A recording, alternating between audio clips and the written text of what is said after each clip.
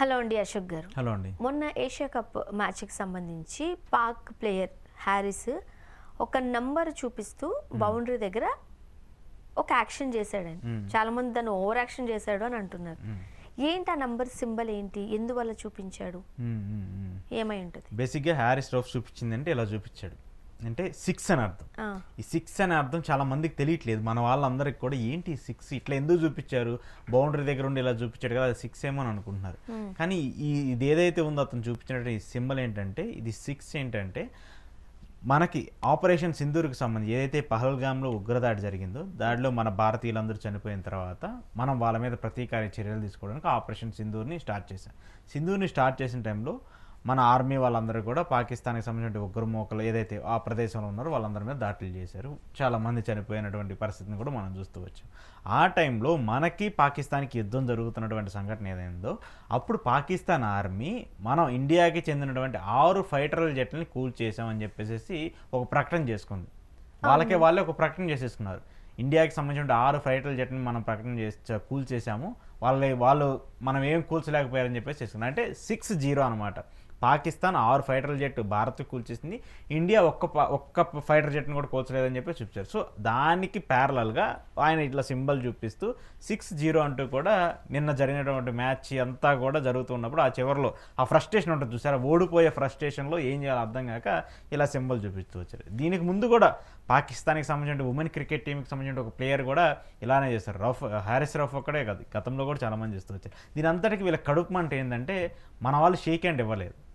వాస్తవానికి క్రికెట్లో గెలిచినా ఓడిపోయినా ప్లేయర్లు అందరూ వస్తారు, టీం పిచ్లోకి వస్తారు, పిచ్లోకి వచ్చిన తర్వాత షేక్ హ్యాండ్ ఇచ్చుకుంటారు, విష్ చేసుకుంటారు, బాగా ఆడుకుంటే లేదనుకుంటే లేదు చెప్పుకొని వెళ్తూ ఉంటారు. మన వాళ్ళు ఎందుకు అపోజ్ చేశారు? మన దేశానికి సంబంధించి భారతీయులు ఎవరైతే ఒక టూరిస్ట్ ప్లేస్కి వెళ్ళినప్పుడు అక్కడ చనిపోయినటువంటి దాని అందరికీ కూడా బాధాకరం తెలుపుకుంటూ వాళ్ళందరూ చనిపోయిన వాళ్ళకి సంఘీభావంగా ఈ విజయాన్ని మేము అంకితం చేస్తున్నామని చెప్పేసి సూర్యకుమార్ లాస్ట్ మ్యాచ్లో చెప్పుకుంటూ వచ్చాడు. అప్పుడైతే షేక్ హ్యాండ్ ఇవ్వలేదు, దాని మీద గగ్గోలు పెట్టుకుంటూ వచ్చింది పాకిస్తాన్ కావచ్చు. పాకిస్తాన్ అసలు మేమైతే ఇంకా ఏషియా కప్ ఆడము, వెళ్ళిపోతాము, టోర్నీ నుంచి బయటకు వెళ్ళిపోతామని చెప్పేసి భజన చేసుకుంటూ వచ్చారు. వెళ్ళలేదు, ఏం లేదు, అంటే సీన్ ఏం లేదు అక్కడ, ఊరకు బిల్డప్ కొట్టడానికి ఇలా మాట్లాడుతూ వచ్చారు.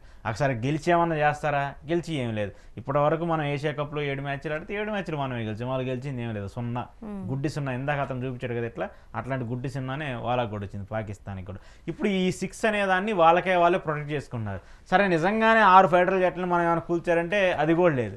పాకిస్తాన్ ఆర్మీ ఏదైతే ఉందో వాళ్ళు బిల్డప్ కొట్టుకోవడానికి అప్పుడు ఏదో జరిగిపోయింది, ఏదో జరిగేసింది, అసలు ఇక్కడ 100 మందిని మేము చంపేశామని చెప్పేసి పాకిస్తాన్ మీడియాలో పెద్ద ఎత్తున ప్రచారం చేసుకుంటున్నారు. మరి ఇక్కడ అలాంటి జరిగిందా? ఇక్కడ మన ఇండియన్ ఆర్మీ అని చెప్పాలి కదా. అలాంటిది ఏమైనా జరిగితే, మన ఫైటర్ల జట్లు కూలిపోతేనో, మన ఫైటర్ల జట్ల మీద పాకిస్తాన్ ఆర్మీ వాళ్ళు దాడులు చేస్తేనో ఇక్కడ ఉండాలి కదా, ఆధారాలు ఉండాలి కదా, ప్రూఫ్స్ ఉండాలి కదా. అదేం లేదు. అలా ఏం లేకుండా వాళ్ళే ప్రచారం చేసుకుంటూ, వాళ్ళే డబ్బా కొట్టుకుంటూ ఆ భారత్ని మేము ఓడిచ్చేసాము, 6 ఫైటర్ల జట్లను కూల్చేసాము, అంత స్టామినా ఉంది మా దగ్గర, ఆర్మీ స్టామినా అంత ఉందని చెప్పేసి మాట్లాడుతున్నారు. అరే, నువ్వు టీంలో ఉన్నావు, టీంకి సంబంధించిన ఒక మెంబర్వి, నువ్వు ఒక పర్సన్, ఒక కీ ప్లేయర్వి, ఆట ఆడి గెలవండ్రా అని చెప్పేసి, అది కాకుండా అక్కడికి వెళ్ళి నేను సింబల్ చూపిస్తాను, 6 సింబల్ చూపిస్తాను, 0 సింబల్ చూపిస్తాను, ఫ్లైట్ సింబల్ చూపిస్తాను, ఇట్లా ఫ్లైట్ సింబల్ చూపిస్తున్నారు. అంటే మన ఏదో మన ఫ్లైట్లు, మన ఫైటర్ల జట్లు అన్నింటినీ కూల్చేసామని చెప్పి గేమ్ ఆడడానికి వచ్చారా, లేకపోతే ఇంకేమన్నా? ఇది గేమ్ అంటే ఇది చెప్తున్నాను కదా, ఓడిపోయే ఫ్రస్ట్రేషన్లో ఏం చేయాలో అర్థం కాక ఒకరి మీద ఒకరిను అది ఇట్లా ఇది అంటారు చూసా, గెలవలేక మధ్యలో దరువు అన్నట్టు. సో వీళ్ళు కూడా అదే అనమాట, ఆట ఆడి గెలవంటారా, అలా కాకుండా రెచ్చగొడతా ఉంటారు వీళ్ళు. చివరిలో గేమ్ అయిపోయిన తర్వాత తిలక్ వర్మ 4 కొట్టేసి వస్తున్నప్పుడు కూడా బౌలర్ వచ్చి అట్లానే నెగిటివ్గా మాట్లాడుతున్నారు. అదే ఎందుకు అసలు ప్లేయర్లు, అసలు ఐసీసీ ఏం చేస్తున్నారు నాకు అర్థం కావట్లేదు. వీళ్ళందరూ డబ్బుల కోసం చూస్తున్నట్టున్నారు. ఇలాంటి టీంలు కూడా బ్యాన్ చేయాలి ఫస్ట్. వాళ్ళ టీమే పాకిస్తాన్కి సంబంధించిన సీనియర్ ప్లేయర్లు అందరినీ కూడా తిడుతున్నారు, వీళ్ళ టీం మీద పచ్చిబూతులు తిడుతున్నారు. అసలు మీరు ఇలానా ఆడేది, ఇండియా టీం అంత మంచి సెలెక్టివ్ టీంని తీసుకుంటే, అంత యంగ్ ప్లేయర్స్ని తీసుకుంటే మీరు ఏం చేస్తున్నారని చెప్పేసి పాకిస్తాన్ సెలెక్టింగ్ బోర్డుని భయంకరంగా తిడుతున్నారు. పెద్ద సీనియర్ ప్లేయర్లు అందరూ కూడా. మరి పాకిస్తాన్ అదేం చేయదు, అలాంటి వాటి మీద స్పందించదు. కానీ ఇక్కడ ప్లేయర్ల నుంచి కావాలని చెప్పేసి ప్లేయర్లు మ్యాచ్లు ఆడేటప్పుడు సింబల్స్ ఇవ్వటము, సిగ్నల్స్ ఇవ్వటం ఇలాంటి చేస్తూ ఉంటారు. సో అది ఖచ్చితంగా మంచి పద్ధతి కాదు.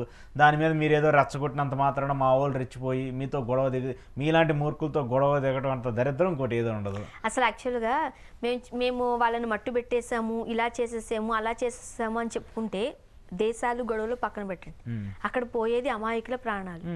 ఓకే, మన దేశస్తులు ఎవరైతే మన ఇండియా అక్కడ ఆచి తూచి కామన్ పీపుల్కి ఎలాంటి ఇబ్బంది కలగకుండా ఓన్లీ ఆ ఉగ్రమూకలకు సంబంధించిన స్థావరాల పైన మాత్రమే అటాక్ చేశాంగా. పాకిస్తాన్ వాళ్ళ public బాధ ఎలాంటి ఏంది, ఆ ఇబ్బంది ఉగ్రమూకలను లేదు కదా. పోషిస్తుంది వాళ్ళే కదా. మనం అంత ఇప్పుడు careful వాళ్ళ గా బాధ ఉన్నాం కదా. వాళ్ళ బాధ ఏంటంటే ఉగ్రమూకలను మేము పోషిస్తున్నాము, మా దేశానికి సంబంధించిన ఫండింగ్ ఇస్తున్నాము. మీకు తెలుసా రీసెంట్ గా 100 crores రిలీజ్ చేసింది పాకిస్తాన్ గవర్నమెంట్. ఎందుకో తెలుసా, మొన్న మనం ఏదైతే మన ఆర్మీ ఫైటర్ జెట్లు వెళ్ళి వాళ్ళ స్థావరాలను కూల్చేసామో ఆ స్థావరాలన్నింటినీ తిరిగి మళ్ళీ పునఃప్రారంభించుకోండి అని చెప్పేసి పాకిస్తాన్ గవర్నమెంట్ 100 కోట్లు రిలీజ్ చేసింది వాళ్ళకి. మరి ఉగ్రమూకలను వాళ్ళు ప్రోత్సహిస్తున్నట్ట, ఉగ్రమూకలు నిర్మూలిస్తున్నట్ట? పాకిస్తాన్ మనకి ఈరోజు అసలు ఎవరున్నారు, ఏ దేశం ఉంది? మరి దీన్ని ఉగ్రమూకలను పెంచి పోషిస్తున్నట్టు కాదా? అలాంటి వాళ్ళతో మనం ఆడాలా? అలాంటి వాళ్ళతో మనం ఆడి మనం వాళ్ళకి షేక్ హ్యాండ్లు ఇవ్వాలి, వాళ్ళతో పాటు మనం కరచాలం చేయాలి, వాళ్ళని హక్ చేసుకోవాలా? ఇలాంటి వాళ్ళని అంటే మనం ప్రాణాలు తీసుకుంటూ వెళ్ళిపోతూ ఉంటే ఆటలాడుకుంటే ఎంతవరకు అది కరెక్ట్ కాదు కదా, అది మంచి పద్ధతి కాదు కదా. సో దానికి సంబంధించి మన వాళ్ళు ఇక్కడ గవర్నమెంట్ క్లియర్గా చెప్పింది, సూర్యకుమార్ యాదవ్ చెప్పాడు. సో మీ just we are come for play, మనం ఆడటం కోసం మాత్రమే వచ్చాము, ఆడేసాం, వెళ్ళిపోతున్నాం, గెలిచాము ఓడిపోదాం అని తర్వాత సెకండరీ. కానీ మేము ఐసీసీ రూల్స్ని ఫాలో అవుతున్నాం అని చెప్పేశారు. దానికి సంబంధించి మీరు ఎందుకు చేయకండి ఇవ్వలేదంటే మేము ఇక్కడ జరిగినటువంటి ఇన్సిడెంట్ కూడా చెప్పాడు ఆయన. పహల్గామ్లో ఇలా ఇన్సిడెంట్ జరిగింది, సో దానికి సంబంధించి మా పొలిటికల్కి సంబంధించిన మా దేశానికి సంబంధించిన పొలిటికల్ సిస్టమ్ ఒక డెసిషన్ తీసుకుంది, వాళ్ళ దేశానికి సంబంధించిన పొలిటికల్ సిస్టమ్ ఒక డెసిషన్ తీసుకుంది, కాబట్టి 2 గవర్నమెంట్స్ డిఫరెంట్ వర్షన్లో ఉన్నాయి కాబట్టి దానికి సంబంధించి మేము ఇన్వాల్వ్ అవ్వట్లేదు అని చెప్పేసి సూర్యకుమార్ చెప్పాడు. తప్పే ఉంది దాంట్లో? ఇప్పుడు మన దేశానికి సంబంధించినటువంటి అమాయకులు కదా చనిపోయింది, చంపేసినటువంటి వాళ్ళేమో అక్కడ దర్జాగా ఉన్నారు, దర్జాగా తిరుగుతూ ఉన్నారు. కానీ ఇక్కడికి వచ్చేసి మాకు షేక్ హ్యాండ్ ఇవ్వలేదని ఏడుతున్నారు, మమ్మల్ని చూసి నవ్వలేదని ఏడుస్తున్నారు, మమ్మల్ని పట్టించుకోలేదని ఏడుస్తున్నారు. ఎందుకు అలా ఆడటం? మీరు ఆట ఆడండి, గెలవండి, గెలిస్తే మీది, ఓడిపోతే మాది, లేదంటే మీరు ఓడిపోతే మీది, గెలిస్తే మాది. అలా కాకుండా ఇక్కడికి వచ్చి బెదిరించే దూరంలో ఫైటర్ల జట్లు కూల్చేశారు, మేము మీ ఫ్లైట్లో కూల్చేస్తాం, తర్వాత మేము 6 కూల్చాము, మీరు 0 కూల్చారు. ఈ సింబల్స్ అన్ని ఎందుకు అవసరం లేదు కదా వీటన్నిటిని. సో ఏదైతే ఇప్పుడు ఆ ప్లేయర్ చేసినటువంటి బిహేవియర్ ఉందో దాని మీద ఐసీసీ ఖచ్చితంగా చర్యలు తీసుకోవట్లేదు. అదే ఇప్పుడు ఐసీసీ ఐసీసీ ఎవరికి భయపడాల్సిన అవసరం లేదు. కాకపోతే చెప్పట్లేదు, వీళ్ళకి ఏంటంటే టోర్నీలు నిర్వహిస్తే డబ్బులు బాగా వస్తాయి.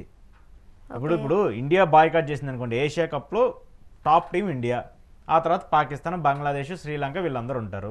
సో ఇప్పుడు మనమే బాయ్కాట్ చేసామనుకోండి, ఇంక వాళ్ళు నెక్స్ట్ అసలు సిరీస్లో పెట్టే పరిస్థితి ఉండదు. మరి పాకిస్తాన్ ఏమో ఏదో పెద్ద ఆడి పొడిచేది కూడా ఏముండదు, వాళ్ళు గెలిచేది కూడా ఏముండదు. సో ఇలాంటి జరుగుతూ ఉన్నప్పుడు వాళ్ళు ఏంటంటే దీని మీద డిసిషన్స్ తీసుకోవట్లేదు. వాళ్ళకి డబ్బులు మాత్రమే ముఖ్యం. వాళ్ళకి టోర్నీలు జరిపితే కోట్లు వస్తాయి, ఫ్రాంచైజీ నుంచి స్పాన్సర్లు వస్తారు, సో స్పాన్సర్లు కోట్లు డబ్బులు ఇస్తారు, అట్లా చూస్తున్నారు తప్పితే అసలు ఇంత సిచ్యువేషన్ జరుగుతూ వచ్చింది, దీని మీద సీరియస్ డెసిషన్ తీసుకోవాలి. ఆల్రెడీ అంటే ఒక గవర్నమెంట్ని హ్యూమిలేట్ చేసే విధంగా మాట్లాడుతూ వచ్చాడు వాడు. ఇప్పుడు మన ఇండియన్ గవర్నమెంట్ని 140 కోట్ల మంది భారతీయులకు సంబంధించి అంతమంది ప్లేయర్లు గ్రౌండ్లో ఆడుతూ ఉన్నప్పుడు నువ్వు ఒక సిగ్నల్స్ వేయించి మేము మిమ్మల్ని ఇలా కూల్ చేసాము, ఇలా చంపేశామని చెప్పేసి చెప్తున్నారంటే అది ఏంటి? అసలు మీరు ఏం ప్రోత్సహిస్తున్నారు? మీ దేశం ఏం ప్రోత్సహిస్తుంది? ప్లేయర్స్ని కూడా ఏం ప్రోత్సహించేలాగా మీరు ఎంకరేజ్ చేస్తూ ఉన్నారు? అంటే గవర్నమెంట్ సపోర్ట్ లేకుండా, గవర్నమెంట్ చెప్పకుండా ఆ ప్లేయర్ అలా కామెంట్ చేస్తుంటాడా? లేదు కదా. ఖచ్చితంగా గవర్నమెంట్ అండ చూసుకునే కదా అలాంటి మాట్లాడేది. సో ఏవైతే ఉన్నాయో BCCI, board of cricket control of India, ఖచ్చితంగా ఐసీసీకి కంప్లైంట్ చేయాలి. కంప్లైంట్ చేసి అలా ఎవరైతే అలా రూల్స్ని వైలేట్ చేస్తూ అక్కడ స్టేడియంలో మిస్బిహేవ్ చేస్తూ ఎవరైతే వ్యక్తి వచ్చారో అతని మీద ఖచ్చితంగా చర్యలు తీసుకోవాలని చెప్పేసి డిమాండ్ చేస్తున్నాం. దాంతోపాటు భారతీయులను ఎవరైనా కించపరిచే విధంగా మెయిన్గా పాకిస్తాన్ సోషల్ మీడియాలో విపరీతంగా ట్రోల్స్ చేస్తూ వస్తున్నారు ఇండియన్స్కి సంబంధించి. అలా ట్రోల్ చేసే వాళ్ళ మీద కూడా ఖచ్చితంగా గవర్నమెంట్ ఆఫ్ ఇండియా కంప్లైంట్ ఇచ్చి వాటన్నిటిని కూడా నివారించాలని చెప్పేసి కోరుకుంటున్నాం. అలా లేకపోతే దీనివల్ల విద్వేషాలు రెచ్చగొట్టి, విద్వేషాలు రేగి ఇక్కడ ఉన్నటువంటి ఇంటర్నల్గా ఉన్నటువంటి హిందువులకి, ముస్లిమ్స్కి మధ్య గొడవలు జరిగే అవకాశాలు ఉంటాయి. సో కాబట్టి ఖచ్చితంగా దాని మీద చర్యలు తీసుకోవాలని చెప్పేసి నేను కోరుతున్నాను. చూద్దాం, ఎందుకంటే ఇంత జరిగిన తర్వాత కూడా తోక ముడిచి తర్వాత మళ్ళీ మేమే రాజులు అన్నట్టు, అఫ్కోర్స్ అది అందరికి అర్థమైన విషయమే కదా. మనకి కొంచెం పేషెన్స్ ఉంటుంది, మనం కొంచెం ఓర్చుకుంటాం. కానీ వన్స్ అది కనుక క్రాస్ అయితే అలాంటిది ఇంకోటి జరుగుతూ ఉంటది. సో కాబట్టి ఆ ప్లేయర్ చేసినటువంటి వ్యాఖ్యల్ని ఖచ్చితంగా తను అపాలజీ చెప్పాలి, బహిరంగంగా వచ్చి మీడియా ముందుకు వచ్చి క్షమాపణ చెప్పాలి. అలా చెప్పకపోతే మాత్రం ఐసీసీ అతన్ని క్రికెట్ నుంచి తొలగించాలని చెప్పేసి కోరుకుంటున్నాను. చూద్దాం ఏం జరగబోతుంది. Thank you so much.